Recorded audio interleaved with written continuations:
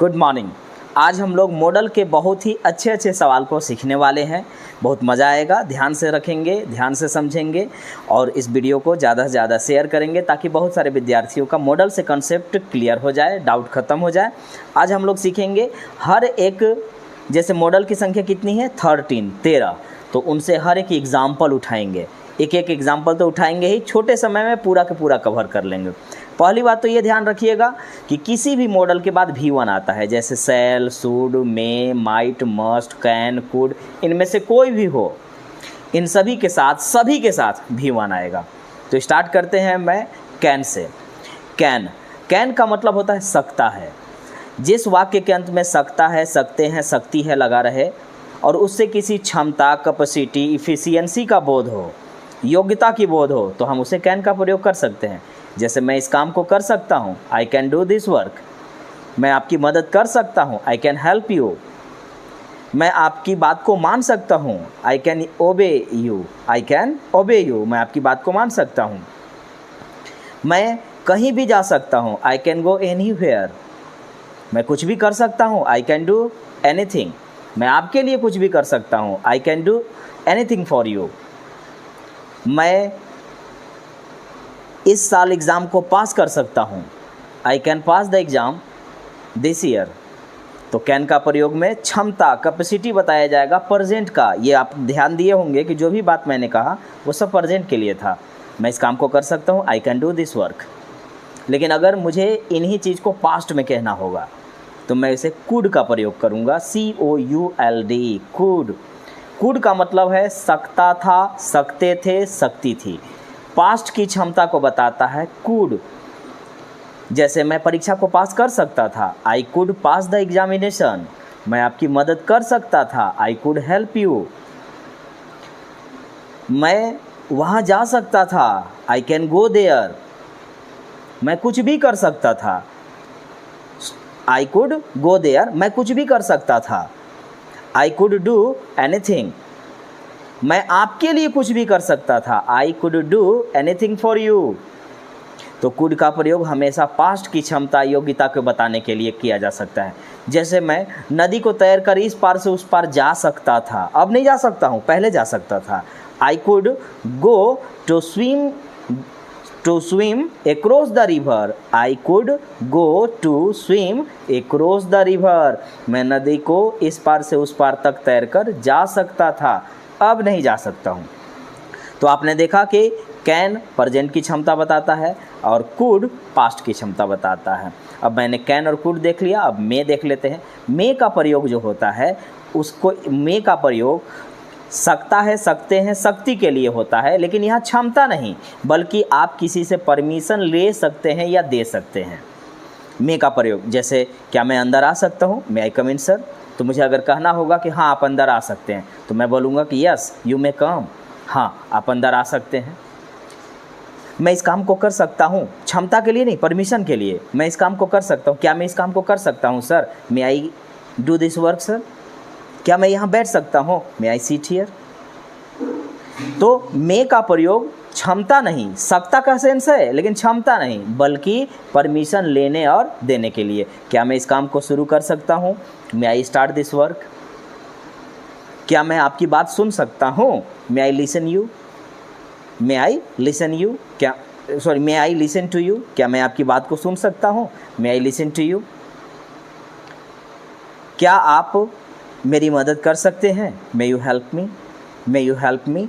तो मे का प्रयोग जो होता है वो परमिशन लेने और देने के लिए होता है। हाँ, मे का प्रयोग अगर अफर्मेटिव सेंटेंस में मैं करना चाहूँ तो मे का प्रयोग अनुमान के तौर पर होता है। अनुमान, क्षमता नहीं। जैसे पिताजी घर पर हो सकते हैं, 50-50 चांस है, तो बोलेंगे कि father may be at home.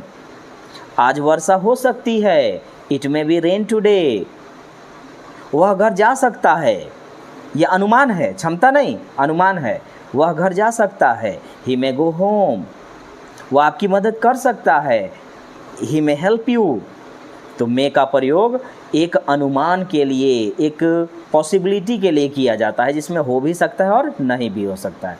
मे हो गया। तो कैन का पास्ट कुड होता है, मे का पास्ट माइट होता है। तो अब माइट भी देख लेते हैं। माइट का प्रयोग भी आप सकता, सकते, शक्ति के रूप में यूज कर सकते हैं, लेकिन ये क्षमता यहाँ भी नहीं बताया जाएगा, यहाँ अनुमान बताया जाएगा। लेकिन पॉसिबिलिटी के रूप में मे अगर 50% चांस रखता है तो माइट उससे भी कम चांस रखता है। जैसे पिताजी घर पे हो सकते हैं, father might be at home.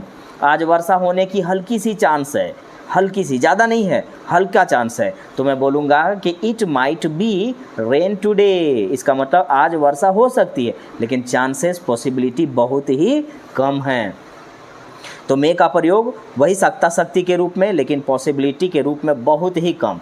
जैसे अगर आपने पूछा कि क्या आपके फादर घर पे हैं, is your father at home, तो मैं बोलूँगा कि फादर घर पे हो सकते हैं। तो अगर मैंने मे लगा दिया तो 50-50 चांस है। मैं बोल दूँगा कि father may be at home, तो इसका मतलब हुआ कि 50-50 चांस है, आप जाइए, हो सकता है। लेकिन अगर मैंने कह दिया कि father might be at home, तो आप कोशिश करिए कि ना जाएं, हो सकता है कि वो नहीं होंगे, बहुत कम चांस है, बहुत कम पॉसिबिलिटी। तो मैंने कैन, कुड, मे, माइट देख लिया। अब देख लेते हैं शुड और मस्ट। शुड का मतलब चाहिए, लेकिन नॉर्मली, और मस्ट का मतलब ज़रूर चाहिए, अवश्य चाहिए, चाहिए ही, यानी जोरदार बनाने के लिए मस्ट, और सिंपल के लिए शुड। आपको समय पर दवा लेनी चाहिए, you should take medicine on time. लेकिन अगर मैं इसी को बोल दूं कि आपको समय पर दवा लेना ही चाहिए, तो बोलूँगा कि you must take medicine on time. आपको बड़ों की सम्मान करनी चाहिए, you should respect your elders, या यू शुड रेस्पेक्ट एल्डर्स। लेकिन अगर मैं शक्ति के साथ बोलूँ कि आपको बड़े का सम्मान करना ही चाहिए, तो you must respect the elders, आपको बड़ों का सम्मान करना ही चाहिए। आपको होमवर्क हल करना चाहिए, you should solve the homework. लेकिन अगर मैंने कहा कि आपको होमवर्क हल करना ही चाहिए, you must solve your homework, या you must solve the homework.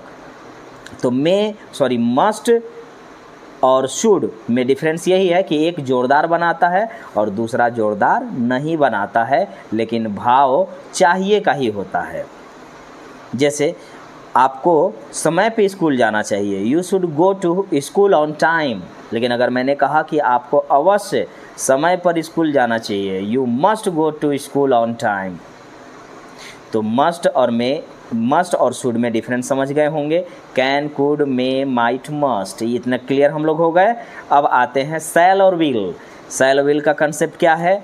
तो आई और बी के साथ अगर मैंने शैल यूज किया तो वो टेंस बन गया, लेकिन आई और वी के साथ विल यूज किया तो वो मॉडल बन गया।